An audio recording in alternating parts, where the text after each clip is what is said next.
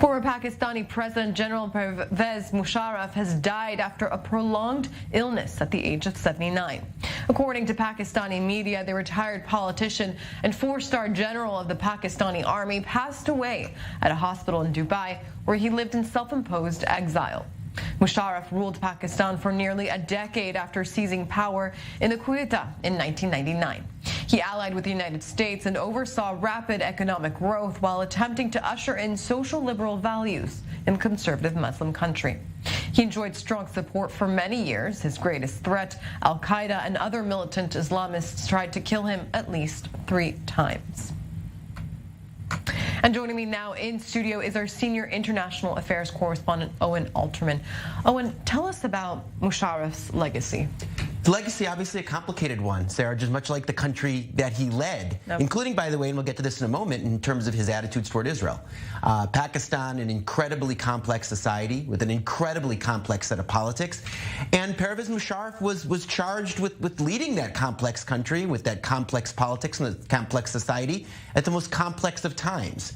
Over the course of the aftermath of the 9/11 attacks and what that meant for relations with the United States, for relations with the Taliban in Afghanistan, and first and foremost, relations within his own society. And he threaded the needle as best he could. He had these proclivities and these inclinations to try to have Pakistan have a close relationship with the United States, have the country try to modernize to some degree, or more importantly, to secularize to some degree. But at the same time, he found himself caught in the currents of his own society and the constraints of his own society about what he could do. And like so many politicians, needed to balance all of these impulses.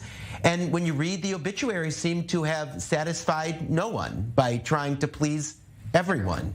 And obviously, that's not uncommon in a situation like that. As for us in Israel, Pervez Musharraf took some of the more courageous steps at trying to initiate contacts between Pakistan and Israel openly, not clandestine, not through intelligence agencies.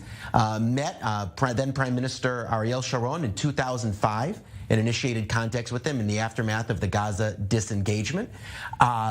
In subsequent interviews, in an interview with Haaretz in 2012, in I believe a conference panel or an interview in 2019, repeated his commitment, that his belief that Pakistan should have full relations with Israel and normalize with Israel.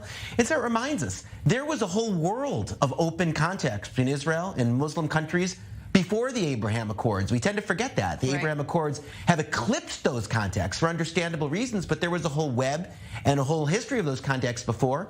And again, it returns us to the question of whether Pakistan could join the Abraham Accords countries.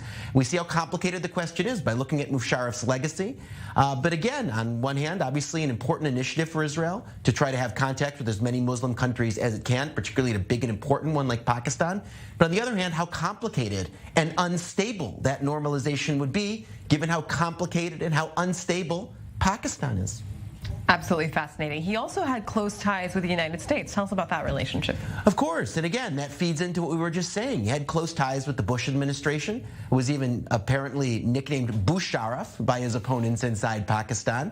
And again, at a very difficult time in the aftermath of 9/11, when the United States was fighting in Afghanistan, and when on one hand Pakistan is a U.S. ally with important elements of the military supporting the United States, and Pervez Musharraf, because of his own ideology, beyond his military background, wanted to align Pakistan with the United States, but at the same time, Pakistan having this ethnic sympathy and this ethnic connection, and in some cases, an ideological and philosophical connection with the Taliban across the border in Afghanistan, and caught between these two extremes to the point where Osama bin Laden, including reportedly during Musharraf's tenure, was in hiding in Abbottabad, Pakistan, where he was ultimately caught and killed by the United States. So again, Pervez Musharraf, on one hand, trying to bring his country into line with the United States in the war on terrorism of the Bush years, but again, fraught with his own society and the tensions and the contradictions of his own country, was unable to do that entirely. And again, one looks at the obituary, seemed to have pleased no one, and tried as best he could to further what he thought were his country's interests